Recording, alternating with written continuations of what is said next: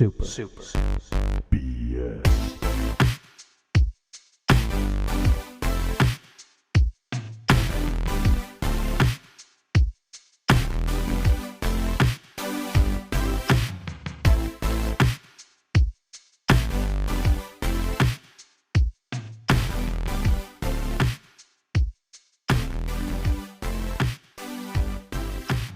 Well, hello there. It is I, your lovable baby boy Brank, bringing you the hours here at Super BS, a podcast about video games. I'm joined by my ever lovely co-host. Reveal yourself, co-host. I am the real Josh Shady, but I won't stand up because I'm sitting down. Such lovely dulcet tones. We here, ready to give you the 9s and 5s and give you the weather. Everybody knows us, okay? That's not what we're doing. We're not a pirate FM radio station, even though we want to be. We are Super BS podcast about video games, mostly. And, we're here to talk to you about the hottest news, and that is, honestly, Lost, the TV show from 2004 to 2010. Can you give us since this is mainly a Lost podcast, can you give us your top 5 Lost episodes, Josh Shady? That's the thing that we want to know. I mean, I could, but I also can't because I've never actually watched Lost. You haven't actually watched Lost? No, I have. I know it's been it's one really of those. Good. It's like Breaking Bad for me. It's one of those shows where, like, by the time I finally had time to watch it, I felt like I'd seen it already because everyone talked about it so much. But you didn't see it already because you can't even give me 5 episodes that you love. So yeah, even though people talked about it. Episodes 1 through 5. That's right. Okay, there you go. The best episodes, man. Yeah. No, that show is great. We've been rewatching it. And you also said you haven't watched Breaking Bad? I haven't watched Breaking Bad either. Dude, Breaking Bad's great too. Both of the shows have like a weak season in the middle, but otherwise they are what I consider prestige TV. Somebody who's fallen off TV a lot recently. They are wonderful and awesome, and I've been digging it. Boy. Can we also give the other big news from our producers over at Disney? Yes, please give that news. We all want to know. We've been given permission to let the fans know our podcast is gender fluid, meaning like we want all genders to listen to it. Like it's a big thing. It's the media has almost run out of ink writing about it. Disney is super proud of what we got going on here. I just wanted everybody to know. Yeah, please, if you're of any gender, this is the podcast for you. We have rainbow flags flying every day, so you know that we're an ally. And if you don't believe us, then that makes you actually a sexist. So we are a corporation. We are actually good to people. Everybody knows that corporations are good, and they're people. And, we just want to take care of you. So that's what we're here to do. We are a podcast. So when we make our character Loki gender fluid, that has nothing to do with trying to get money from you, okay? No, that has everything to do with making you know that we're your ally, okay? So don't ever dare think that we are trying to get money from you because we never do that. We don't like money. We throw it away. Yeah. We're Disney, you know? Yeah. All the toilet paper rolls in the building is just money. We don't care. Yeah. I mean, we don't like it, okay? So get off our backs, okay? And buy all of our stock. Anyways, enough about Loki unless you watched it. Did you watch any Loki? No, I didn't. I keep meaning to, but okay, so here's my thing with like serialized shows like this is that I can't watch them without my wife, because then I get in trouble for watching them without my wife. And it's because she hates them so much that she wants you to watch them and then belittle you the entire time that you're watching it, right? Exactly. And she calls me fool and moron and dum-dum. It really hurts. Somebody's doing the Lord's work. Can't always be me. So I'm glad that she's doing that for us. Thank you again. Appreciate it. My bro, we have so much to talk about in the world of gaming. But before we get into the little bit of E3 news we did not get a chance to cover, what have you been playing? Because I have been playing an ton of stuff. So I want to start with you first. Okay, so I played, since last we spoke, I played Slime Rancher. Oh, nice. The original? Yeah. I didn't know if the sequel had a demo out. No, it doesn't have a demo out, but I was curious about it because I didn't even know there was a first one. I just saw the trailer at E3, and I was like, that sounds like an interesting game. Started playing it. It's okay. I mean, it's you're capturing slime and putting them in pens, and it's a farm simulator. Doesn't pretty much, sound woke to me. I don't like the idea of capturing things and putting them in a pen. So that gets a 2 thumbs down from the Brink meter. Well, I mean, it's not like, okay, so you start out and you're like, hey, they walk you through the tutorial. You have to go and capture the slime. It shows you how to feed it. And by feeding it, it spits out things that give you money. Through money, you can buy upgrades. So no, it really is just a farming simulator, but you can't there's no mission specific things, right? You know, it's like Pokemon. There's like different places you can go to capture different types of slime, bring it back, put in your pen, upgrade your infrastructure. That's all it is. It's fun, but it's like not something that like, I don't know, you could play for a long time. Do the slimes also work as currency, or how do you upgrade your infrastructure? So the slime, you feed the slime. And they poop things that are worth money. That's what I always believed. I mean, you feed something, it poops it, you get money. That's feces, normal. Slime feces is the currency of the realm in Slime Rancher. Yeah, I mean, that's really normal. I mean, that's just science. I mean, if you don't know, then you're a dumb, stupid moron who doesn't know about science. They don't use the gold standard. They use the brown standard. Nice, bro. Nice. I like how my throat got choked up by just saying nice because I believed it so hard. My bro stuff. Have you been playing any other games? You finished that Ratchet and Clank? Or what have you been up to? I haven't finished Ratchet and Clank. I did play Godfall. I got some thoughts on this game. All right. So like the combat's cool. Not allowed. Right. The combat's cool. Like the game is pretty bad, okay? But the combat's cool. It's like I don't know, it's like one of those games where like I want to give it more time, but it's just not good enough to give it more time. So I think this is a big downfall of it. Like, it is kind of, it's your looter, slasher, whatever you want to call it. Sloosher. But what makes this game so tragic to me is that the story is so bad. It does not have a story. You're like this, you're this god, and he's clothed in armor, kind of like the judges from Final Fantasy 12. That's pretty cool. Yeah, and you like fight things, and then you're like, all of a sudden they're like, oh, well, then this guy betrayed this guy, and now you're trying to get revenge. Like, they skip this whole plot. So you don't really know why you're doing things, just kind of running around hacking and slashing. Big thing with combat, it's not as bad as like Biomutant, but it's still not very satisfying. Like, you can't dodge. You can just like kind of strafe out of the way, and you can't jump. And I think that's the most annoying part of the game, is the fact that you can't jump. It is sad to me that you just used Biomutant as the low bar. That kind of bums me out. It's like the low bar for combat. I haven't played the game yet, but yeah, I heard that Godfall was trash. I advised you not to get it. Well, you sent me a text, said, I want to get like it. I was like, okay. Well, no, I wanted to get it, but I also wanted to like it. And I was like, well, Brink standards are a lot higher than mine, so maybe I'll like it. And then I didn't, so that's how that happened. Well, everybody told you. That's all we can say is we told you so in harmonious cacophony of union without discord. Is we told you so, and we wish you the best. Is that a Kingdom Hearts game that you just said? That is Unious Harmonious Cacophony is the next Kingdom Hearts game. Kingdom Hearts 2.97561. It happens between the episodes of Kingdom Hearts 3 and the other episodes. Did you get anywhere in Ratchet and Clank Rift Apart? No, I haven't played it since last we spoke. Okay, before I get into like the deluge of other stuff I've played, I do want to say like I have to retract what I said last week, where I said I don't think it was worth a review score of 9. I think that game totally is. I love it. Really? I don't think it's my favorite game of the year. I'm still kind of torn because I just liked Village so much.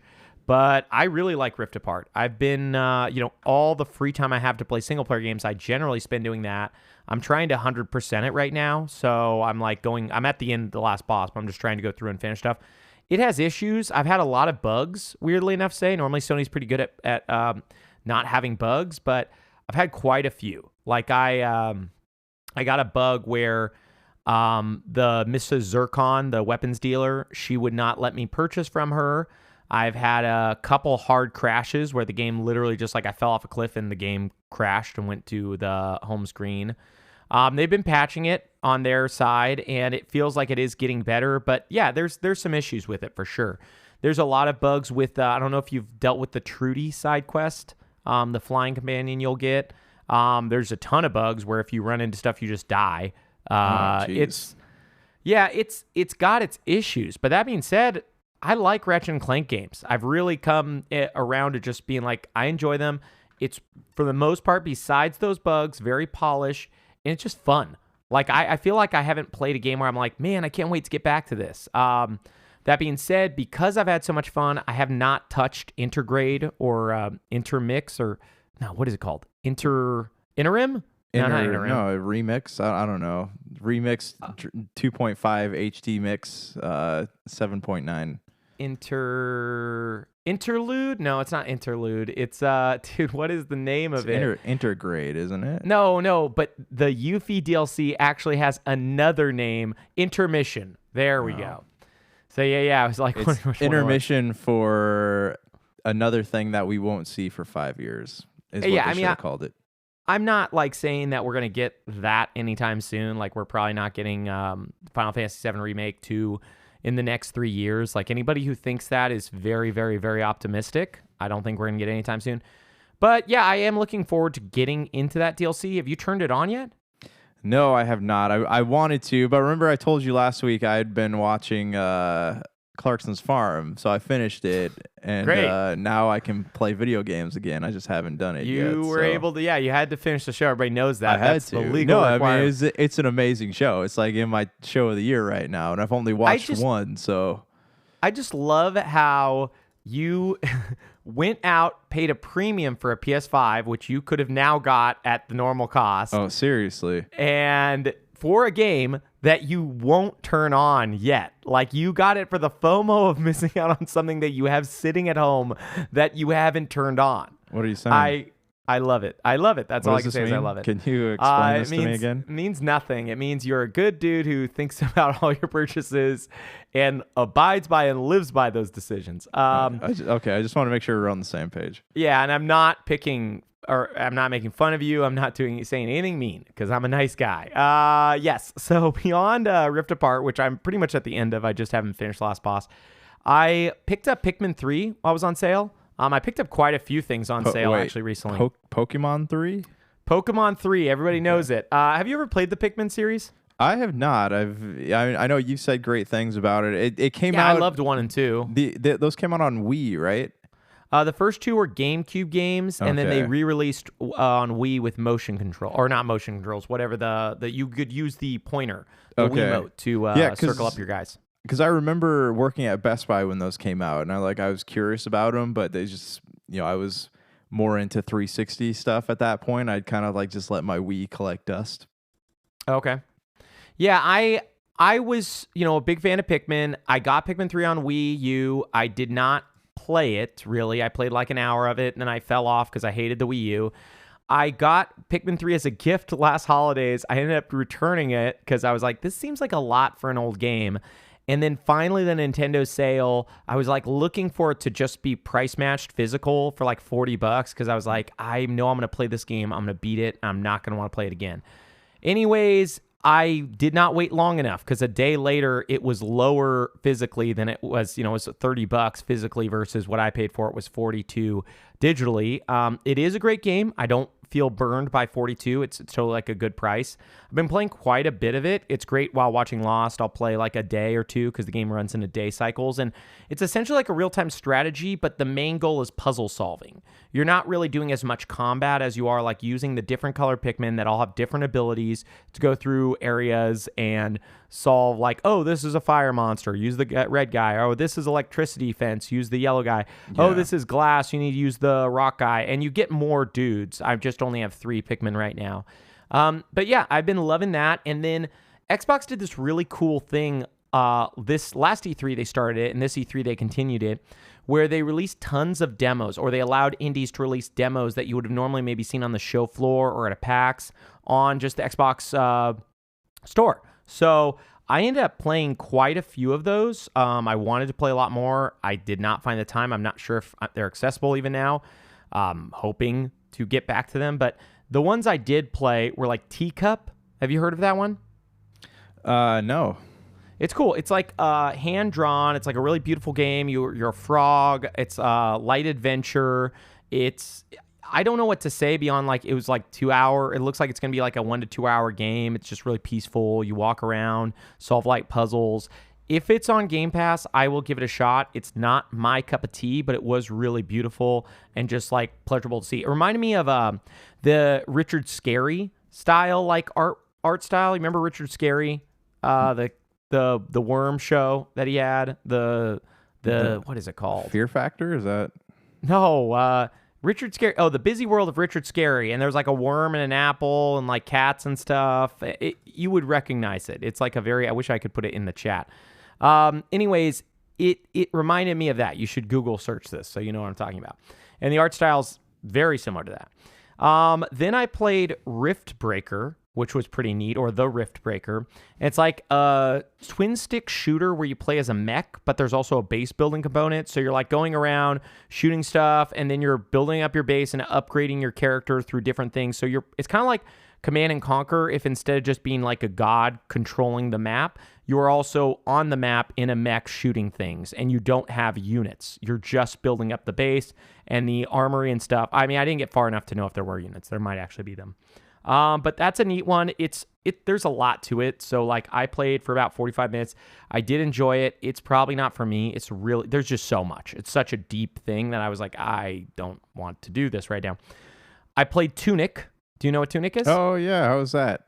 It was cool. Tunic's really, really neat. I can't recommend the demo enough. If you've if you've seen the Tunic gameplay before, and if the demo's still available, check it out. It's like the original Zelda on NES. I think it's really, really cool and really fun. I did not want to play too much more because it's going to be on Game Pass. So yeah, what am I doing? Did they give a solid release date for that yet?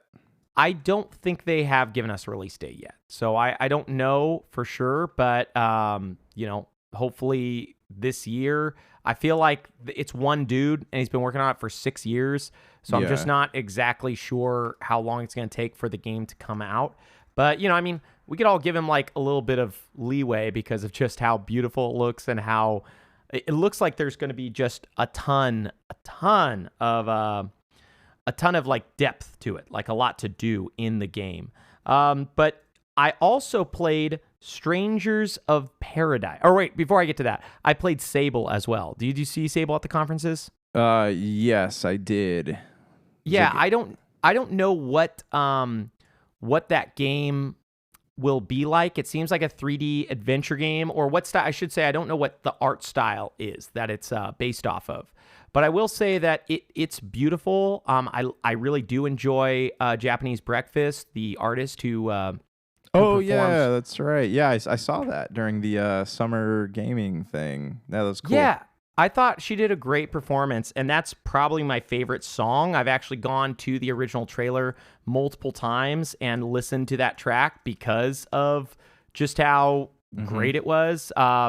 But yeah, man, I'm hoping that game's going to be good. I didn't really want to play the demo just because it was like, I'm going to play the real title. It's coming to Game Pass in September. So why am I like spending all of this time on a demo that I'm actually going to be playing when it comes out?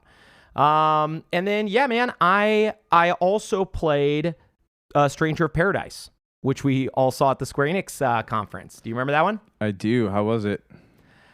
The story and the graphics are bad. The game is very fun, though. I can't wait to play it. Do you think it's going to look more refined when it comes out? Because it does. It looks cool. It looks like it's got like more like a Devil May Cry vibe to it, where everything kind of turns to crystals and it's more like stylized and things like that. But do you think that it's going to look better when it comes out? Oh, 100%. I mean, it's an alpha right now, and it's supposed to come out next year. It's from the team that did Neo, and I played the alpha for the original Neo, and that was dog shit. I mean, that game looked so bad. So I have no doubt that it will be really, really beautiful. Yeah, really beautiful when it comes out. But that being said, I'm not 100% confident that it's going to be a PS5 Series X looking game, but I have no doubt it will look beautiful, and it probably will run very good because Neo and Neo 2 just were released for PS5, and they run at 120 frames per second. So, like, they've done the work before. They know what they're doing. I hate the character design, but the one cool thing is, like Neo, you can change the outfits so you can make them look more like Final Fantasy characters, put them in armor and stuff. And the real thing I loved is between the combat and the upgrade system. The upgrade system was great because you could by just playing with the character, you get points that you could put into the thing and trees, and once you get to the end of the tree, you unlock like a better version of the class. So you have like a fighter at the beginning, you can unlock a warrior if you get to the end of that. You also unlock mages and stuff by doing different like battling mages. I can't remember how I unlocked it, but I unlocked a totally different thing that I could switch over to that was then like a totally different user. There's a parry system. It's a blast. I almost finished the whole demo, which is not what I do for demos. I normally stop them right after the beginning after I've like got a feel for the game. Yeah. But I liked it so much I got to the end. The only thing that stopped me is the demo seems kind of long. Seems like it's more than an hour, and I didn't know where it would end. So I just kind of stopped playing it because I was like, I'm going to buy this. Like, unless they totally botch the final release, I'm buying it. Like, it's great. So how close to, in terms of like difficulty, how close to, Demon Souls or Ninja Gaiden are we talking here?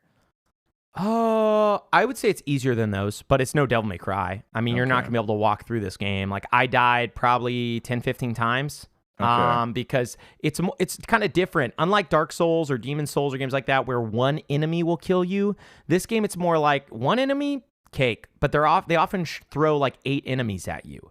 So it's just really hard to evade. But you have a party of 3. It's not like those games where it's just you. You've got 3 people. So with games like that, one of my big concerns is evading. Like, can you do that? Can you dodge? Can you evade? You can dodge, you can block, you can parry. Yeah, they've got a lot of different moves. I didn't really notice a stamina system outside of the stamina where like a poise system where once you get hit enough, your character loses their poise and they fall down and you become vulnerable for a little bit. Yeah. But I didn't notice like the traditional Dark Souls stamina system where your character is like losing stamina as they do attacks, and you got to be careful about that. So that's good for some people.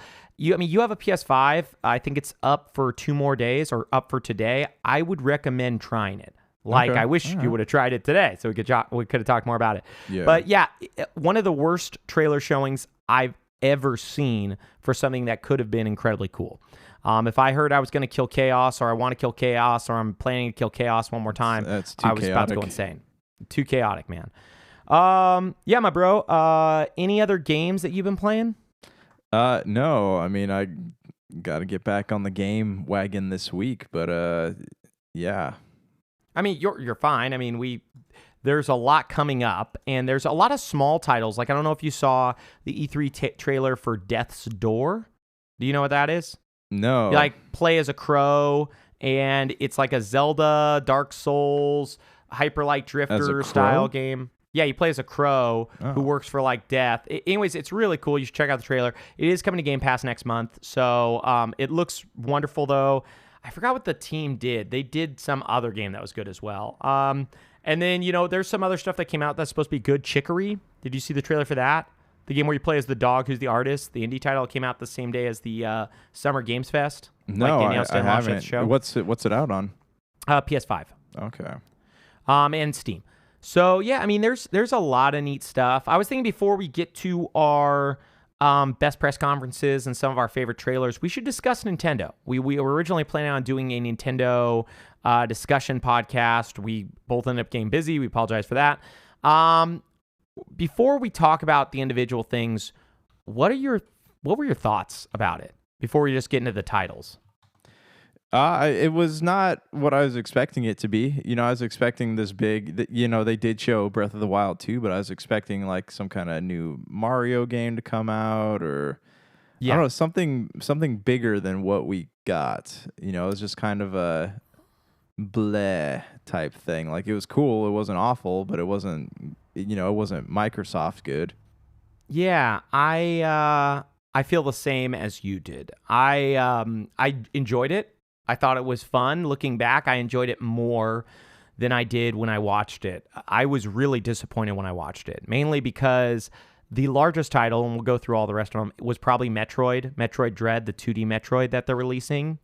And it did not look like the AAA title you'd want to come out. You really did. I was really hoping for like a Mario. I was hoping for Metroid Prime 4. I was hoping for Breath of the Wild 2 to launch. I was hoping for, if not that, some more small games. So a Wind Waker remaster, something that came out, because what I saw being this big E3 Direct 2021 was them focusing on 3DS and DS games and bringing them to the Switch.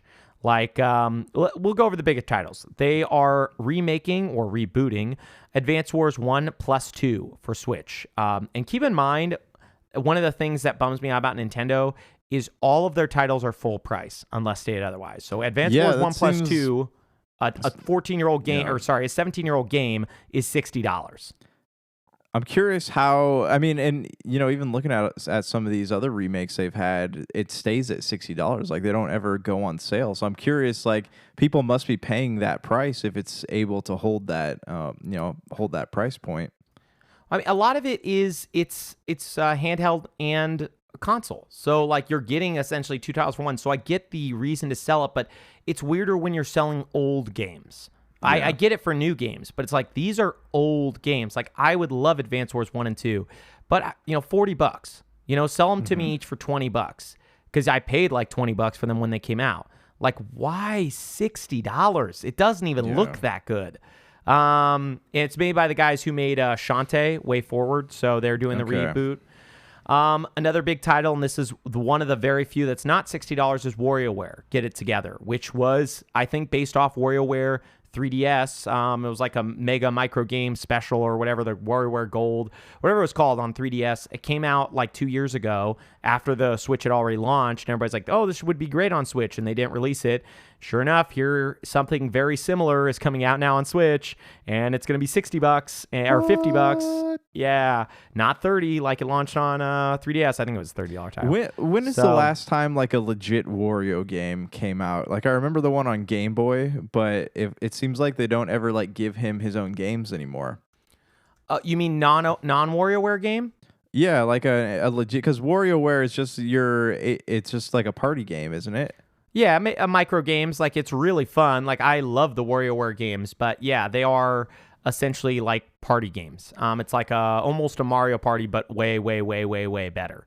Yeah. The last Wario game was on Wii, I believe, and I only remember that because they made fun of it on SNL, because you shake your Wiimote. That's right, yeah. And it was like a really, really dumb sketch, but it was also a dumb game. So, yeah, I don't know, man. I don't know how a Wario game would exist nowadays, because they were so simple. You know, like, the goal is just to get money, and it was like very just like go through one level, get to the next, go through one level, get to the next.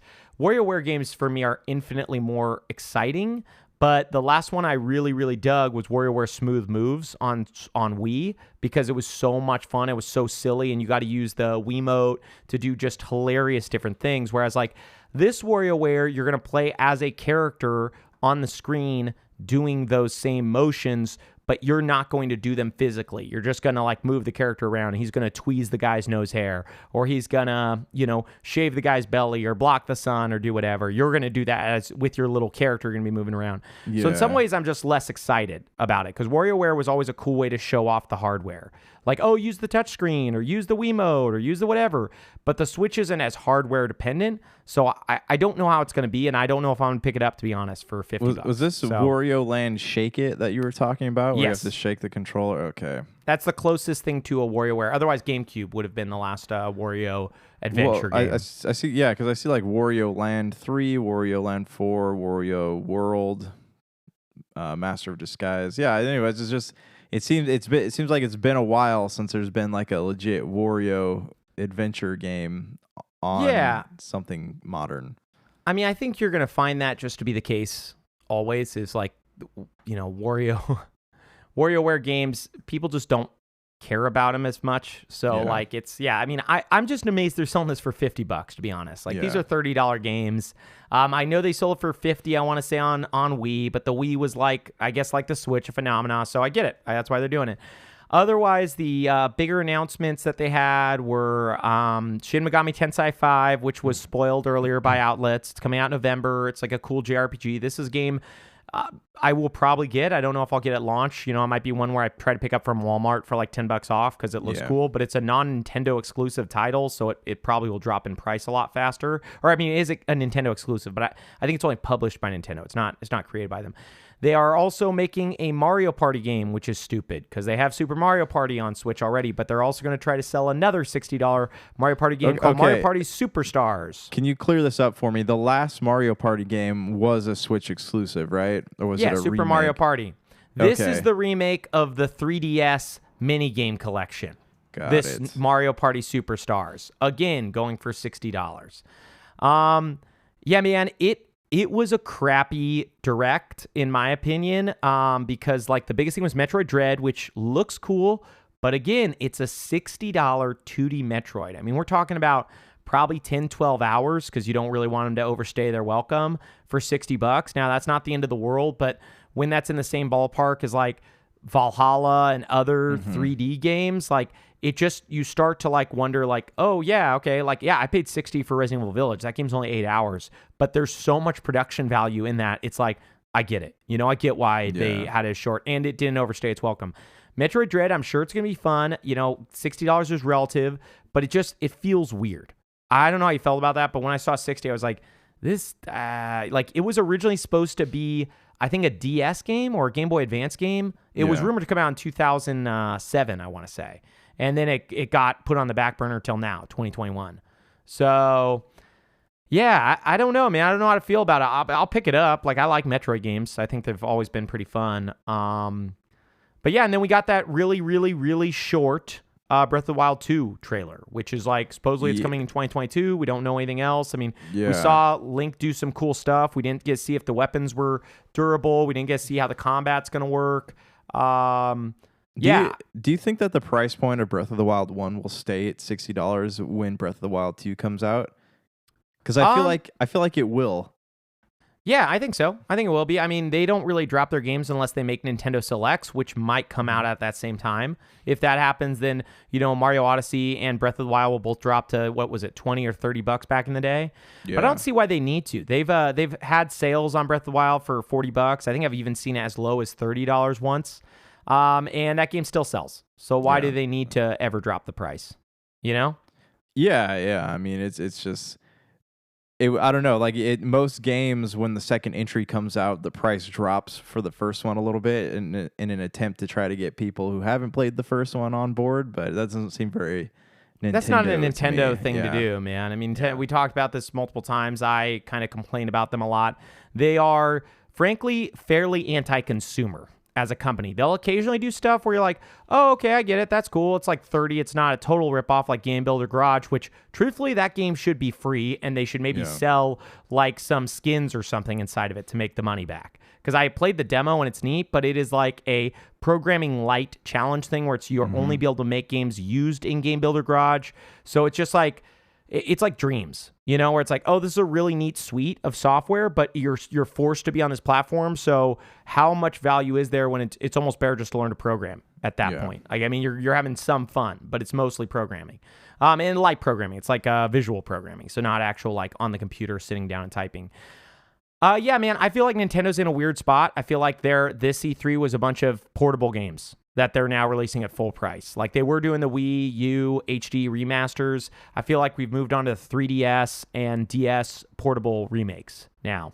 So I don't know. They don't have much new content coming out. Like Metroid Dread, I guess, is technically new, but it's really extremely old game that hasn't been ever released till now.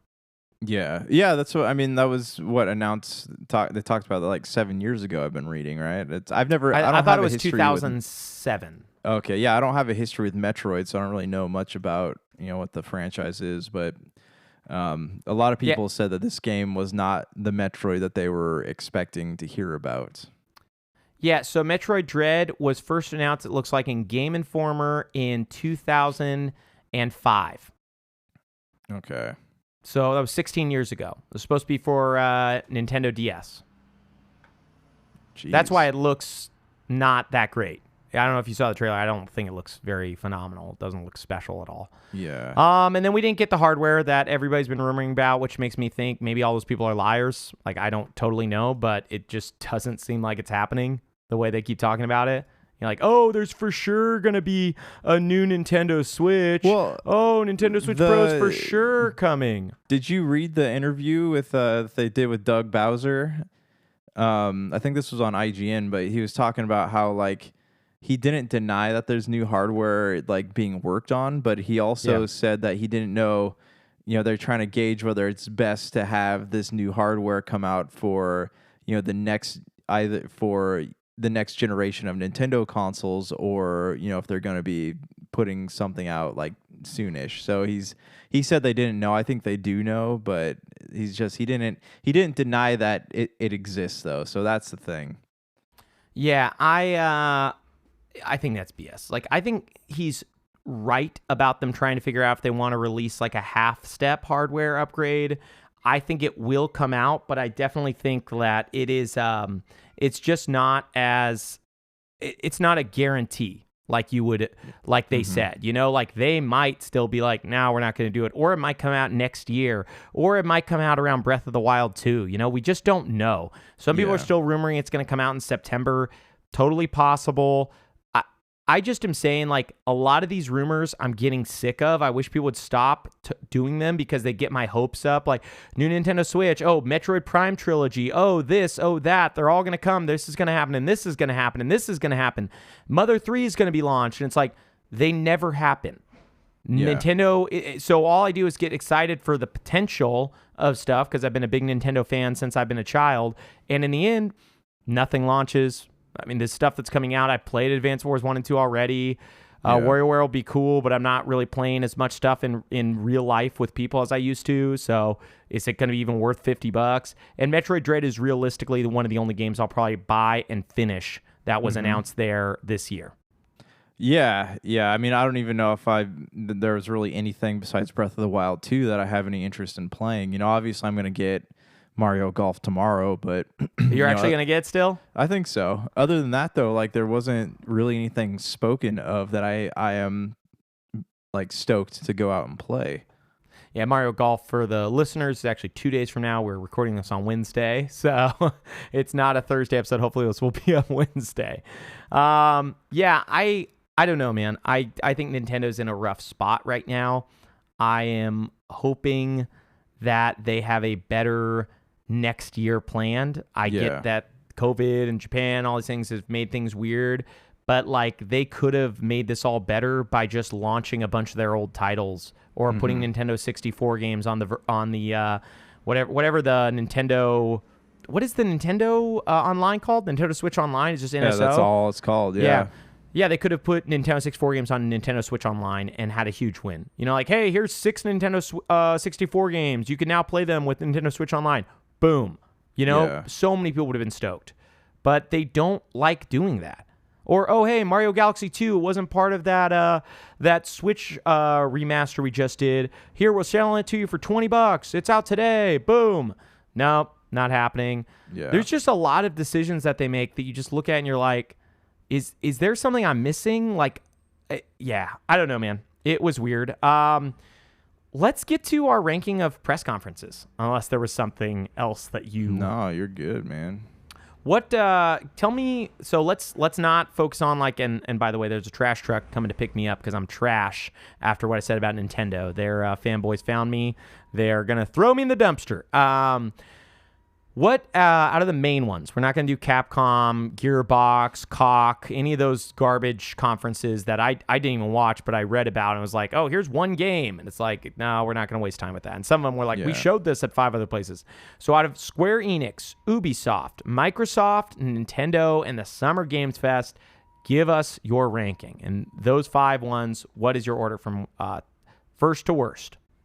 Ooh, okay. So the best one was Microsoft. Second one was to me is probably the Summer Game Fest. Third one, I have to say, that's tough, man. Oh, geez, yeah, that's tough. I mean, I guess I would say Square, and then Nintendo, and then Ubisoft would probably be the last one. Yeah, so I think that's a totally fair list. I am slightly different. If you would have talked to me originally, I would have gone Microsoft, Summer Games Fest, Nintendo, but I do agree that Microsoft's still the best. But I think I'm going to go with Nintendo. Like, I've sat on it enough to think, like, I probably will play quite a few of these games. And as much as I thought the Summer Games Fest was a better conference, the games that they showed me, I'm really only interested in Elden Ring and I think just Elden Ring, man. Like, maybe I'll get Death Stranding Director's Cut. I like the conference more. Like, I like the artists that they showed. I liked all that stuff. But I mean, I have no real interest in Tiny Tales or Tiny Wonderland or whatever, the Tiny Tina thing. Mm-hmm. And yeah, I can't think of anything else they were like, oh, this is cool. I was like, yeah. Oh, Metal Slug Tactics. Metal Slug Tactics. That looks neat. So that's what I'm going to say. There's a lot of like small titles that I was interested in, but I don't see, it's nothing I was like super pumped about. They're games that I'll play, but I'm thinking I'll probably forget about most of them by the time they come out. So yeah, so that's why I think I'm going to do Nintendo as my next, just because like I will pick up Metroid Dread. I will probably pick up Advance Wars at $60 because I love that series. There's a couple I'm not sure about, but obviously I'm going to get Breath of the Wild 2 the day it comes out, even though I'm going to see it at another E3 before it comes out at least. And Shin Megami Tensei 5, I'm probably going to pick that up too. Like, I really did like my time with the 3DS game. Yeah. So yeah, I mean, there was enough there. And then Summer Games Fest for me.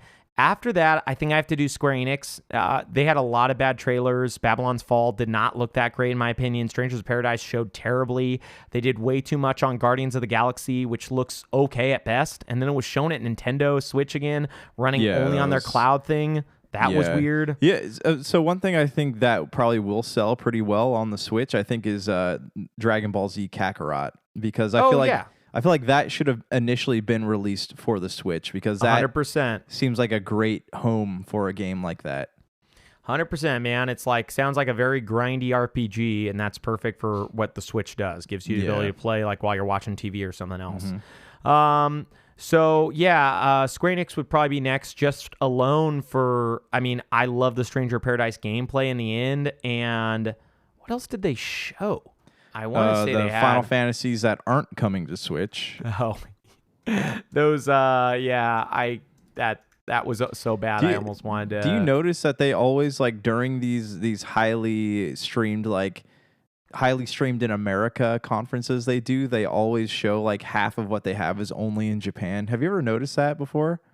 Yeah, I mean, that stuff's coming to the US, but just like computer and well, I know, but I mean, like, even with the Dragon Quest thing, they're like, hey, this looks cool, but you won't be able to play unless you're Japanese. Well, to be fair, that wasn't a US conference. That was a Japanese conference that, because of the internet, we were allowed to stream. But yeah, I agree. I mean, there's a lot of things that would be cool to play. Of course, yeah, and I think a lot of those Dragon Quest things will make it over here. Not all of them, but I think quite a few. And by the way, that Dragon Quest thing is what killed the Square Enix press conference. If they would have saved that for the Square Enix press conference, do you know how much more powerful that would have been to show off all the Dragon Quest stuff with all these other things? Mm-hmm. They would have saved Final Fantasy 16 for the Square Enix press conference instead of, and I was wrong, they didn't give a date, you were right. So like, I don't know when that game's ever going to come out. Then it would have been way more exciting. But in the end, we got like a subpar press conference. But truthfully, Ubisoft's press conference was the worst. Like, there was, out of the stuff they showed, all of it was, they spent too much time. The only thing I'm like actually excited for that they hadn't already shown or been leaked or talked about was Mario plus Rabbids Sparks of Hope. And even that, there was already rumor that it was coming out. So it was cool, but I can't say I was like wowed. You know what I mean? And it was way too much time to be an interesting press conference. So it was both like a boring press conference with mostly unexciting announcements. So like Far Cry 6, I'll play. I've already talked about that. I'm excited to play it. But I don't care about the DLC. I never play the DLC. I don't care about Rainbow Six Extraction. Like, glad for the people who like it. I don't care about Watch Dogs Legion or whatever else they showed. You know, like, those games came out already. Like, let them move on, you know? Well, I mean, and I think that we're going to start reaching, you know, especially with the PS5 and Xbox Series X, with people spending more money on hardware, I think we're going to reach a point where they're going to try to, like, make these life cycles for these games last longer. That's why we see already they've announced more DLC for Valhalla than was announced for Odyssey. You know, like it's a. My guess is there's going to be a second season pass we'll have to buy too. So the first one will probably only cover $30. It's so dumb. Right. Well, I mean, even with like Watch Dogs, they've had DLC, but it's never been significant DLC. You know, like but now it seems like they're really trying to put the effort in. And maybe that's fine, but also there are people like, you know, I'm in the same boat as you are. Like, I just don't play DLC usually unless it's for something that I'm really into. Yeah, that's kind of where I am. I got the Valhalla DLC just because I'm like the perfect power level for Ireland, but I haven't gotten to it yet, started playing it again. So, yeah, I don't know, man. I know that's Ubisoft's thing is make the long tail for these games because it's worked out so well for them with Rainbow Six. I forgot what other title. They have like a couple titles where like they started off super crappy and now people love them. I know even like, what's that? For Honor is still even being updated and taken care of. That reminds me, I was listening to some of our classic eps from back in the day that you guys can now listen to on anchor.fm. Nice. There's a lot of just the ones we posted, but there's a lot. Yeah. There's a specific comment made by our friend Branky Poo here who said, For Honor, I don't see people playing that. I don't see that game lasting longer than a year. And here we are, 6 or 7 years later, and they're still making DLC for Honor. Okay, to be fair, I want to be honest with you. To be fair, very few people do play for Honor. I am not the wrong person. I was very right. I can't stop Ubisoft from keeping pumping out content and updating games that are essentially dying. I'm looking at the player count right now. It was 2,780 people last month. So that's not a lot of people. I mean, unless I'm like confused, that's not a lot of people. After the game came out, they had 20,000 people in August of 2018, which was almost a full year and a half after it. So I was wrong there. But after that 120,000 bump, it dropped off 11,000 people in 2 months. And then after that, it has stayed low thousands since then, like 2,000 or 3,000 for the since mid-2019 onward. So it's not like this is some crazy, oh man, there's millions of people playing For Honor. They love it. It's the #1 game in the US. They are putting money into games permanently, hoping that they'll pay off. And in Rainbow Six's case, Rainbow Six Siege, and I'm going to check the player count for you right now because my guess is it's pretty high. Yeah, their average players are 55,000. This reminds me of Avengers. No matter how bad the game gets, they're like, oh, but we're going to throw in Hawkeye or Black Panther. Yeah. And it's going to be great. You guys it'll bring back all the gamers we've lost since it came out. It's just going to be so good. Yeah,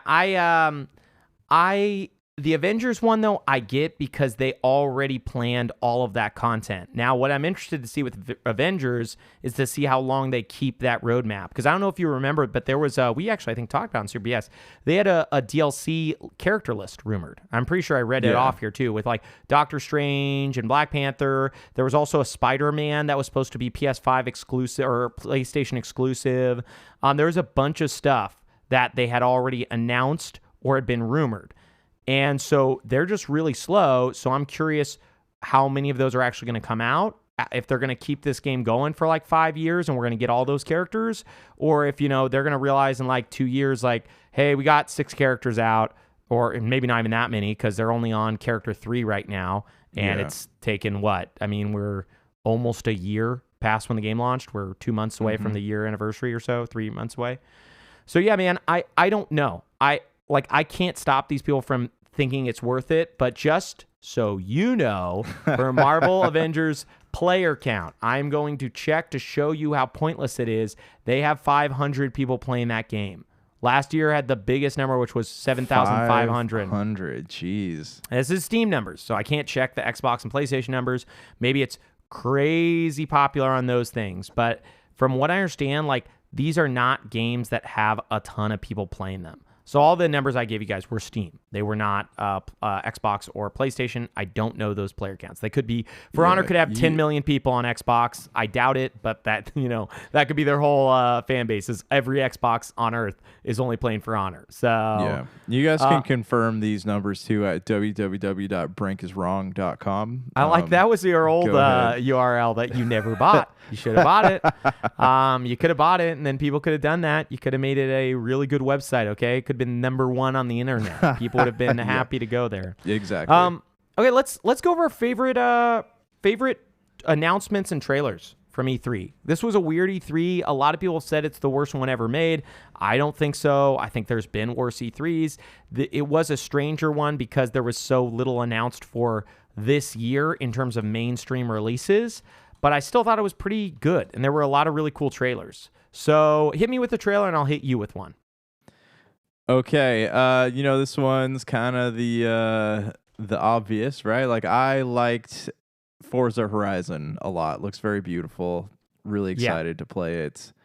Like I said, I was at first skeptical about the Mexico setting, but then I got to kind of see what some of these landscapes look like, and I'm pretty excited now. Yeah, I always judge how much I like an E3 trailer by if I watch it again and if I search it. And the one that made me search it the most was the Halo multiplayer trailer. I was astonished by that. That looks so much fun. That grappling hook mixed with just like grabbing weapons or grabbing onto vehicles or doing this or doing that, like that looks incredible. If they're able to nail that, that's going to be so much fun. Yeah. What's something that you dug? I do, I'm excited about the Microsoft Flight Simulator. We've kind of been, we've seen that quite a bit, but I'm excited to play that, especially since it's coming to Games Pass. July, yeah. I've super stoked, and, it looks beautiful. Hopefully it's not boring to play, but, as of Wait right for the now, Top Gun. Wait for the Top Gun DLC. That looks pretty fun. Oh, sorry. No, I think it is July. Yeah, I couldn't find that date. I was looking at the PC date. Yeah. July 27th. Yeah, play the Top Gun DLC. That'll probably be a lot more interesting than just traditional flight sim. Yeah.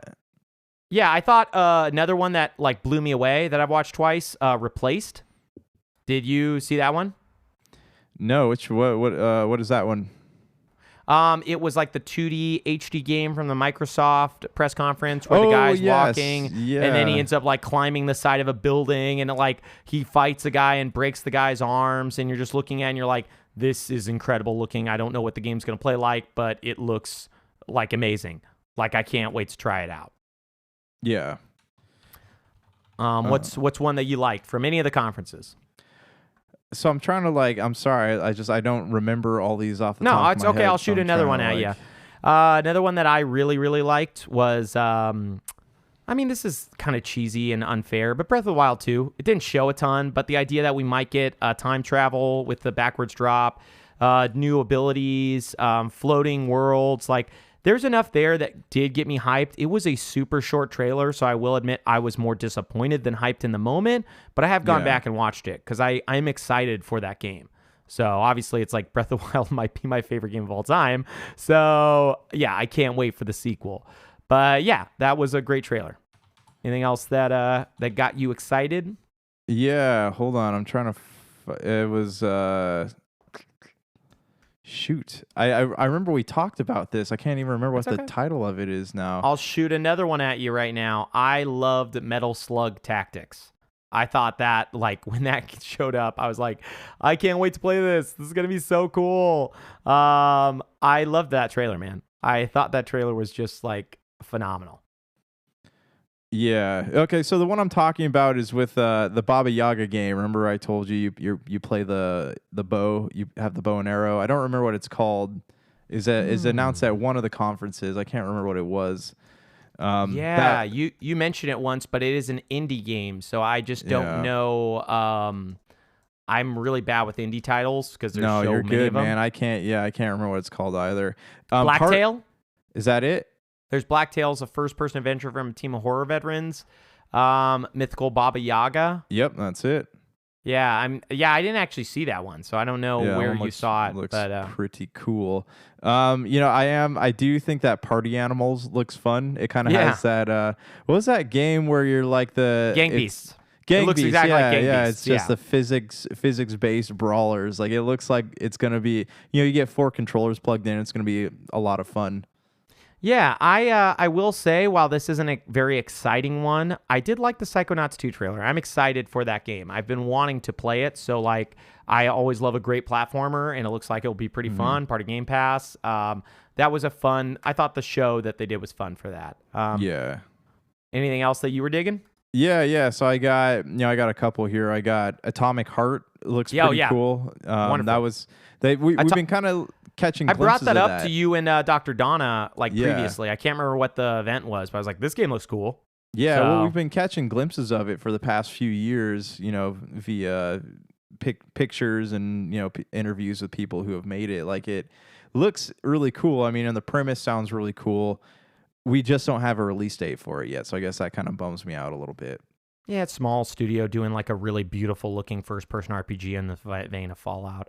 Before you keep giving me yours, I gotta put in here, because it was probably maybe the biggest after Halo. I didn't rewatch it, is the only thing about it, but I am super excited. The trailer was phenomenal. Elden Ring. Elden Ring was like, I wish I had to leave, so I wasn't able to see that live. But man, I wish I could have seen that one live. That one looks so cool. Go ahead with. Yeah, I guess the last one I'm kind of like super pumped on here is the Shredder, I think it was called, the Shredder's, the snowboarding game. Yeah, it looks really cool. We talked about how like SSX was the last like big snowboarding franchise, but like this looks like it could be pretty cool. And you don't have to really pay money to play it. It's coming Games Pass, so you can't really go wrong with checking it out. I mean, that's like, I'll stop my trailers there, just because like the Nintendo stuff, even Dread, which was neat, I wasn't super stoked on it, because I knew that all of these games, even before they revealed the prices, I knew they were going to be expensive, full price titles. Yeah. Whereas like the Game Pass stuff, like 30 or 27 of the 30 titles they showed were on Game Pass. Like, I love the games they showed that weren't on Game Pass. I thought Far Cry 6 showed phenomenally. I thought Battlefield 2042 looks super fun. I thought Diablo 2 Resurrected looked great, but I have to pay money for those games. Yeah. Like, the thing that was so exciting about those 27 titles was like, I can boot them up. Like, the game that's supposed to be awful that just came out, Dungeons & Dragons Dark Alliance, I don't have to pay money to see if that's good. Yeah, I can turn it on, and if it's crap, great. I save myself money, shut it off, delete it. And I know we were trying to make plans to check it out. I know I hit up Big Dog. He's going to install it on his Xbox today too, so maybe we can do a little 3 or 4 player co-op on there. Yeah, we could try it out. I don't have high hopes for it. I mean, Dr. Don already mentioned it's no good. The reviews came in. They're really, really low. You got 4 on IGN. Yeah, which is very hard to get nowadays. But the cool thing about Game Pass is it reminds me of the early days of Netflix streaming, where there was just infinitely good titles coming. Mm-hmm. And I don't know how long they'll be able to keep this cadence, because it's just like the stuff coming out is phenomenal. It's insane, I'm not even like a Left 4 Dead huge mega fan or anything, but Back 4 Blood coming out in October, that's a big get for Game Pass. Like, they had tons of titles where you just read it and you're like, whoa, okay. Every month I have at least one title, if not more, that I'm excited to play on Game Pass. Yeah. Whereas like, every month Nintendo's going to release a title. I have to go through reviews and decide if I actually want to spend money on those titles.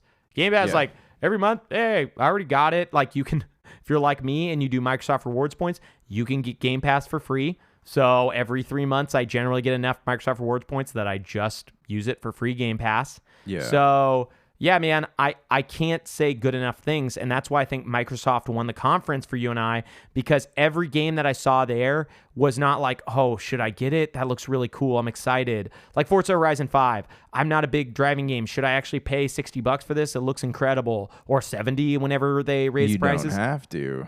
Yeah, I'm just going to turn it on. When I download it, turn it on, and play it. And if I love it, great. If not, so what? So be it, yeah. Yeah, exactly.